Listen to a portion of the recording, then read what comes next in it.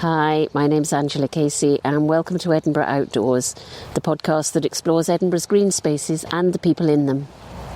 A while back, I enjoyed a morning beside a beautiful sunny Loch Leven with Clare Stephen, who's a freelance green health trainer offering workshops and CPD across Edinburgh and wider Scotland.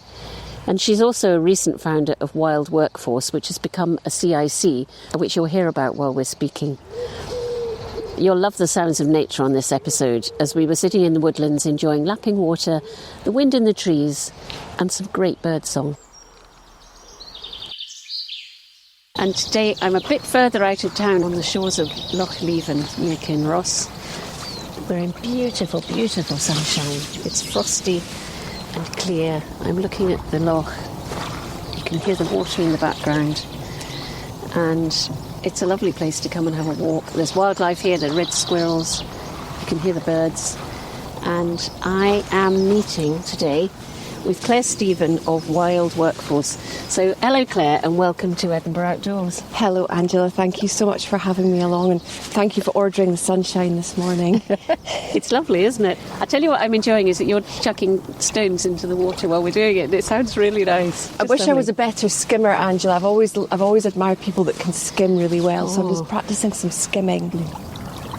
It's beautiful. It reminds me of colours. My dad used to come fishing here when I was a wee girl and he used to catch brown trout and also rainbow trout. So it's a real colourful loch. I've also got geese. They've got about 20,000 pink-feeted geese that come here. Oh, it's got a lot of wildlife. I saw. Yeah. Oh, look at the birds over there I just spotted. So Clare, I've introduced you. Wild Workforce, that's your business. Can you tell me a bit about it and what it is? Yeah, so I started Wild Workforce about 18 months ago, and it's really me being a freelance trainer and offering outdoor workshops in Edinburgh, Fife and Perth. So it was kind of like a hobby almost, because I qualified as a forest leader about 7 years ago, so I'm a level 3 forest leader, and that means I can take groups outdoors. So Wild Workforce is really a combination of my professional background with my love of nature and my ability to take groups outdoors, and I run workshops which are designed to support physical and mental well-being in workplaces, and that's something really close to my heart because my background has been in law, employment law, HR, business management, employee relations, so a lot of conflict, a lot of dealing with quite complex employment processes, disciplinaries, grievances, and really my interest in nature and the way that nature can support mental health and help us manage our emotions. I thought I'd bring all that together and create Wild Workforce. So it's been a journey, but it's been great fun. I've met some fascinating people on the way. So yeah. Well, when was your light bulb moment? Gosh, there's been a few light bulb moments. I'd say when I started off as a solicitor, and I guess that as a lawyer you're dealing with a lot of conflict and your stress reaction is activated, your stress response is activated quite regularly as a solicitor because you're always managing conflict and you're dealing with your client's emotions. And way back when I was a solicitor in Edinburgh in my 20s, I noticed that when I was coming home I quite often had a headache after a day in court.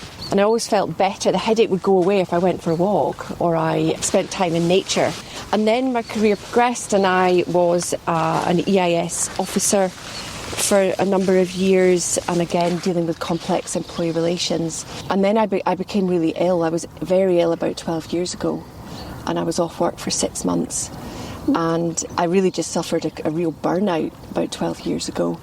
And the thing that I really believe got me through that time was spending time outdoors in nature. I had 3 young children, big job, big salary, big car, and there was a huge loss because, you know, the potential for me with my career at that point was kind of an upwards trajectory, as a lot of careers you'd expect would be. And everything just stopped, and I had to think about my own health and well-being. And I just felt much better when I was outdoors. I really felt better. And I remember there was one moment when I was sitting near a pond, and I was looking at the pond. And when you're very ill, your life becomes very narrow and restricted. And I wasn't sure what the future held in terms of my career, my health, and all these worries coming in. And I was sitting at this pond and looking at the nature and the water, and I felt better. I suppose that was probably the moment when I realised that, I needed to change. So the illness was related to burnout? I think it was burnout. Yeah, I think it was burnout. There was a lot of stress, and I'm very interested in how stress manifests in the workplace and how stress affects us and how stress affects management and how we respond to colleagues. A lot of the employee relations casework that I was involved in was really about how people responded to other employees and colleagues, and a lot of reaction and a lot of emotional charge in those relationships. And I guess Wild Workforce, what I'm doing is I'm bringing that education, those experiences within workplaces, and bringing that experience with my learning and my ability to take groups outdoors and use nature to support wellbeing. And I'm a verified trainer for Public Health Scotland. I know I'm making a little line with my feet. I'm making pictures out of the sand for you, Angela. The burnout thing that you're talking about is very interesting, because I think quite a lot of people get it but almost don't realise they've got it, and they fight on through it. That absolutely happened to me. And not recognising the body signals. So I'm very interested in the interplay between kind of trauma, nature and resilience, and how we can build resilience as human beings. And for me, and it's evidence-based this, a way to build resilience in humans is to spend time in nature, because it activates the parasympathetic nervous system. There's been evidence that if you spend 20 minutes outdoors and you take a saliva reading, after 20 minutes outdoors, your cortisol levels will go down. So we've already reduced our cholesterol just by being out here. Oh, Angela, that's good. I believe it strongly. I mean, that's why I set up what I'm doing, because it just gave me another excuse to be outside. But also, if I can help bring the outside to other people. Yeah. So the idea is that the workshops use nature, so connecting with nature, mindful practice. I'm a mindfulness-based stress reduction graduate, so I use sense awareness and a little bit of meditation if the group would like to do that. And also games, movement and compassion. I think compassion is a really important part of being at work, and it's important for managers to understand the role of compassion in terms of their responsibilities as managers. So the workshops I do one which is connecting with teams. So that's very much getting teams outdoors into nature and just having a laugh, having fun. So we do games, and it's very much based on the forest school practice and principles. So if you think about forest schools for children, they are outside all day in rain or snow, and they play games, and they will build resilience, and they will better understand risk because they are allowed to choose what they do. So they choose the activities they're engaged in. They choose if they take part in game playing. And game playing is fantastic because it boosts the serotonin in the brain. So it's been fantastic to see some of these teams that I've had outdoors where everyone comes in and they start off a bit like, what's this strange outdoor woman going to do with us today? And then after 15 minutes, they're all running around the woods playing hide and seek and laughing. And some of the games are just great fun. And that's been brilliant just to hear people laugh and see people enjoying themselves with colleagues. And a lot of what I'm doing is about developing stronger teams and building trust in teams, and really giving employees a platform in which to learn and develop trust with each other. So that's one workshop, and then I do one which is resilience for managers, which has got more of the learning from the mentally healthy workplace training that I do. One of the reasons why being outdoors is so good for our physical and mental health is because we are activating our sense perception. So we've got 5 senses, but we've also got a proprioception, and it's to do with your body's understanding of where it is. Yeah. So your brain is constantly receiving messages from the environment as to where it is and what it can see. So, for example, if you scan the horizon, so just now I'm looking over the loch and it's beautiful and I can see the distant gentle hills and the trees. Now that is actually activating our brains to make us feel safe. So that induces a sense of safety in the brain, and that is really good for us. And that's normal because the brain is, it's there to keep the body safe. And if you add COVID and you add mobile phone use and you add cost of living crisis, then it's no wonder that so many of us are slightly in this fight or flight response. And if we spend time in nature, then we can start actively taking steps to change our behaviour. I think there's a particular life stage, isn't there, for people their career is building. They've got young children. It all seems to come at the same time. Their parents are getting a bit older, and there comes a point where you almost don't have the time to go outside because you're getting to and from work, you've got to do your shopping, you've got kids and all that kind of thing, and there becomes a time when there's no stop to it. I think nature is a great platform because it's very forgiving. There's no right or wrong. It's not judgmental. So when children play outdoors, they are very free. What I find interesting is that outdoor play kind of stops in primary school, and we've got the secondary school kids where a lot of the anxiety concerns are, and in the workplace the number of people absent from work is growing in Scotland. The statistics are eye-watering. Really? So bringing that forest school philosophy, which is very much going outdoors, interacting with nature in lots of different ways, firelighting, bushcraft, tarps, making crafts from nature. It's a very accessible way of interacting with nature. You said you'd made a nature frame, which we'll take a picture of. I did. I made you 2 butterflies, Angela. So yeah. It's very simple. It's just 4 sticks. So you create a little frame with 4 sticks, and then you just fill it with whatever you want. And I found those shells on the beach, Angela. Aren't they absolutely lovely? Why don't we both add some little things into it? So you can do whatever you want, and this is the beauty of nature art, is it's free. It's called transient art, so we're going to leave it here. Yeah. You can find something that you'd like to add. So that could be leaves, twigs, little bits of moss. And the thing is, when you ask adults to do this and you say, we're going to give you 15 minutes, when they start doing it, they think they're going to do it in 2 minutes because we're all rushing to get things done. But when you watch adults do this, it's amazing because you can have 15 minutes can go by and they can be still doing their picture. And the thing about that is they're just focusing on the picture and they're using their senses. If you allow people to do that, you give people the freedom, you get some incredibly creative inventions. Freedom is good, actually, because the first thing I did when you showed it to me was, I think I asked you almost like what the rules were. Yes, there's no rules. But there aren't any rules. Rip up the rules, Angela. We could even turn it into a triangle or a circle. There's an island in the middle, isn't there, where yes. Mary, Queen of Scots was imprisoned. That's right, Loch Leven Castle. Yeah. And she escaped. She did escape. She was a strong woman. Do you think my shell will float? I think it'll be like a little boat. Do you think? Yeah. Let's give it a go.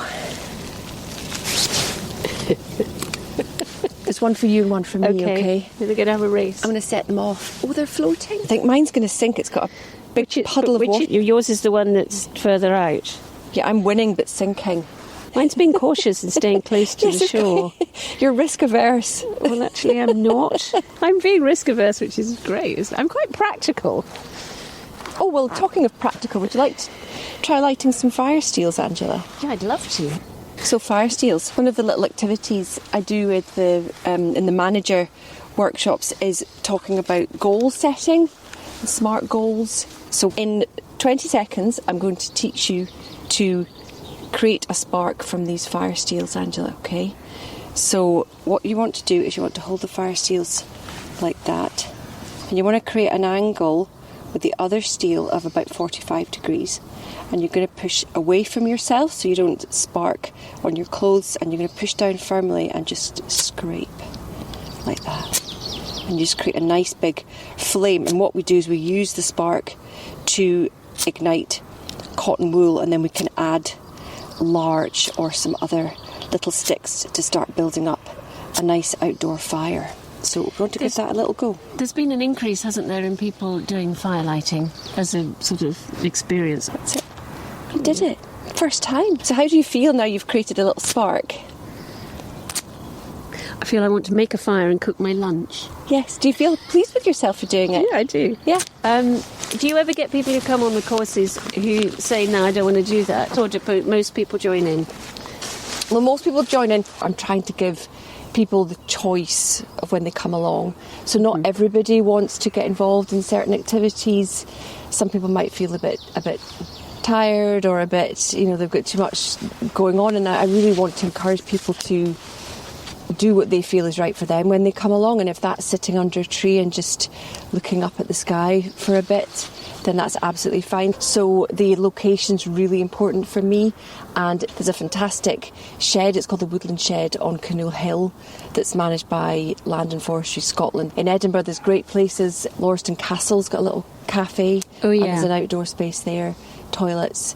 But I'm always looking for places where there's ancient forest, so I really need trees for a lot of the games. So obviously you've had an evolving career and you've done lots of different things, which is your experience as you see how it's built up is fascinating and how it's led you to this. But in setting up Wild Workforce, has there been anything that's been a big challenge that you've had to overcome? I think time has been a challenge, having the time to do it, because I have kept on a day job in the last 18 months and I've been really doing Wild Workforce part-time. So that has been tricky because I've had to keep bringing in a salary. I've got 3 children. My boys are bulking, so they want lots of chicken and eggs to keep them in food. So boys and protein is extraordinary. Oh man. Boys, protein and gyms. So yeah. I've had to keep working while I do this. So as of middle of April, I'm going to be doing this full time, and I'm going to become a community interest company to support third sector and public sector. I'm still going to run corporate workshops. So yes, so it's a really exciting time for me. I've been given the heads up by some funders that they'd be interested in funding what I'm doing, and certainly in some areas there's less provision of green health. So in Edinburgh, actually, NHS Lothian Charity, they do quite a lot of green health, and there's been great projects. I think it was the Western General Hospital with RSPB, and they looked at the impact of recovery having been exposed to nature interventions, and that was a really positive impact story. So that was for patients? That was for patients. But there's a very mixed provision of green health in Scotland. So I would love for Scotland to have the ability to issue green health prescriptions across the whole of Scotland. That would be absolutely fantastic. But it does need more than just me to be doing that. It needs to be funded. It needs people with the purse strings to be investing in green health across Scotland. So green health prescriptions are a really useful tool for GPs to have, but that is not available across Scotland.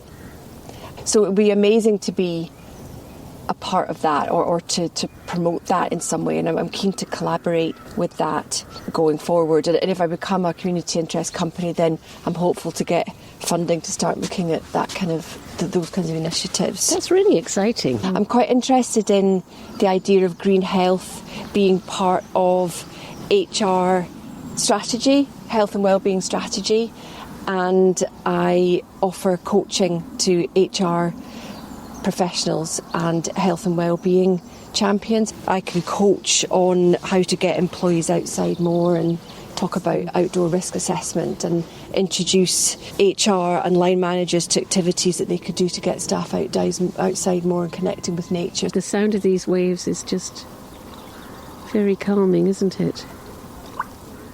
It's just lovely, and our senses are such a gift. You know, I think we're in a world where we're always wanting more of things that we don't have. And what we do have is amazing. I mean, our senses are absolutely amazing. They're with us all throughout our lives. And we've got the birds singing in the background. The sun is dazzling. It's very peaceful. It's beautiful. It's absolutely beautiful. When you're running a course, what do you have to think about for yourself? What do you wear to keep warm? Yes, you've got to obviously be aware that the weather can be very Scottish, which means you could get 4 seasons in one day at any time of the year. So really it's just about being sensible, layering clothing, making sure that I've got sensible boots on and a waterproof jacket, and really just encouraging people to wear the right footwear, because there's quite a lot of activities in the games. You really want people to be wearing the right footwear and sensible waterproof jacket if possible. I tend to carry waterproof trousers and spare gloves and hats and things in the car in case people get a bit chilly, so that's always helpful. But the thing about Scotland is that we can go out in all weathers. I mean, children in Forest School, they go out whether it's 2 feet of snow, and Scotland, we've got a temperate climate. It's never really too cold or wet to go out. The only thing that would cancel a workshop would be wind, really high wind. That's the only thing that would cancel it. Otherwise, we would absolutely carry on. So risk assessment is really important part of what I do. Actually, when you say that, having spent many years running businesses, it just suddenly makes me think, what a fantastic away day. Rather than you go and sit in a meeting space and you have a great away day and you play some games and things like that, but it's indoors and you're sitting around a table in a classic business format, and actually coming out somewhere like this and doing this, if everyone's comfortable with it, because there are always some people who aren't comfortable with it, aren't there? Yes. If everyone's comfortable with it, it's a really lovely thing to do. Yes. The best classrooms have no roof. I think I agree. It's so much easier to talk to somebody outside, and also it's so much easier to talk to somebody when you're not sat across a table from them. You must find sometimes that you take a group out and suddenly they're all talking to each other where they maybe haven't been talking well before, or something that they hadn't discussed comes out. Yes, absolutely. I did a couple of workshops for a charity down in the Borders, and that's exactly what happened. And the team, by the end of the second workshop, really had a plan of what they were going to do to improve team working and improve communication. And it just came from being outdoors and doing some activities and having a brainstorming session at the end of it. So the outdoors is fantastic for that, and it can be especially helpful when you're outdoors because you're not making eye contact, so that takes the pressure off. And especially for people that are slightly neurospicy, I like to call it that, ADHD, autism, it's much easier for people to be outdoors, and the evidence base for people with ADHD and autism connecting with nature is really impressive. So you were telling me that you're doing some work with legal companies? Yes, so I've got a soft spot for lawyers and legal practice because I was a lawyer originally, and my daughter's studying law, and the statistics of mental health in the legal profession is quite eye-watering in terms of anxiety. And I think because lawyers are in conflict situations almost on a daily basis, and they are managing clients' emotions, I really want to support the legal profession with professional CPD. So I do have CPD workshops which comply with Law Society regulations, and I'd be really keen to support lawyers in getting outdoors and supporting their wellbeing, connecting as teams, and that would also count as CPD for them as well. That does sound like something that lawyers need. From my experience, they spend an awful lot of time working and very late, and also under pressure because they've got to get it right, haven't they? Yeah, it's a really tough environment, and you're dealing with problems. I mean, a lot of lawyers go into legal practice because they want to help people. They have got a very strong sense of justice, and they've got bright, legal, inquisitive minds. But at the end of the day, they are managing problems and they're supporting people that are facing challenge, and they are experiencing secondary trauma from some of their clients. So I'm be really keen to support lawyers with their health and well-being. Yeah, that is interesting. Yeah, I think they need it, definitely do. So I've got some quick fire questions that I ask everybody at the end. Okay. And I think you've answered one already. Generally, what does the outdoors mean to you? The outdoors, to me, it just means everything. It's just got me through so many difficult times, and I couldn't be without it. I mean, this morning, sitting and standing and walking around here, we've had the water lapping. We've got the sunshine glittering on the water. Yeah, this is amazing, isn't it? It's beautiful. And they call this work. It's beautiful. It's been great. That's the great thing about the business, is it's just fantastic to get outdoors and do something I absolutely love. Look at that swan. Look at the little sparkly beak he's got from dipping his head in the water. So I normally ask everybody, has there been a time when the outdoors has particularly helped you? But I think you answered that earlier on when you talked about being unwell, didn't you? Yes. I mean, for me, I guess that the outdoors has always been something I've been drawn to. Nature. I was in the ornithology club when I was 8. I've always loved it. I've always felt that for me there's a kind of spiritual connection, and it's just a great resource. And in Scotland as well, we're so lucky. We've got so many fantastic places we can get to so quickly in Scotland, and I think that's brilliant. That's what one of the things I love about Scotland is the nature. It is fantastic. And although we're not in Edinburgh today, we're very near Edinburgh. So where would you say is your favourite space in or around Edinburgh that you just love? Oh, it's got to be Arthur's Seat, hasn't it? It's got to be Arthur's Seat. So, yeah, my first flat was near Meadowbank Stadium, and it had a little window looking straight over Arthur's Seat. And I used my then boyfriend, now husband, we used to sit on this little bench and drink wine and look over Arthur's Seat. And it was always such a permanent, grounding, solid structure. And I think it was just this great thing I used to look at, and it made me feel really grounded. I love Arthur's Seat. It is amazing, isn't it? And interestingly, I'm finding as I go around and about that I'm going to places, well, like Carlton Hill, which I hadn't been to for a very long time, but also I hadn't been into Holyrood Park very much, but now I'm finding I'm going there either to meet people, but also I'm starting to go and discover bits of it that I didn't know so well, that kind of thing, because I think of it as being in the city.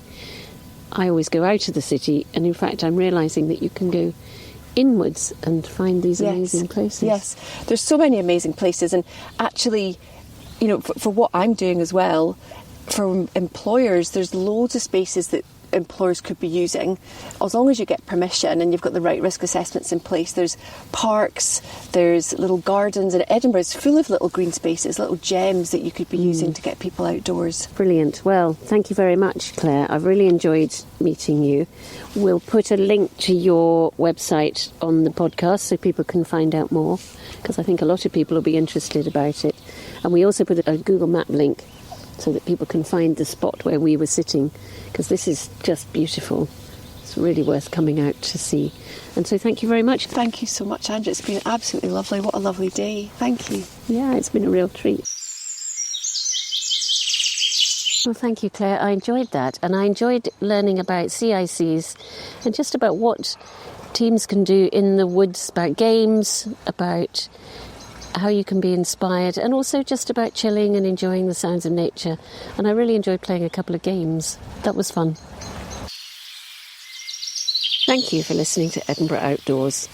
If you've enjoyed the podcast, please rate us on your podcast app and leave a review. And don't forget to tell your friends, family or colleagues about it too. If you know of an outdoors space or person in or around Edinburgh that might like to be featured, you can get in touch via email, Blue Sky, Instagram or Facebook.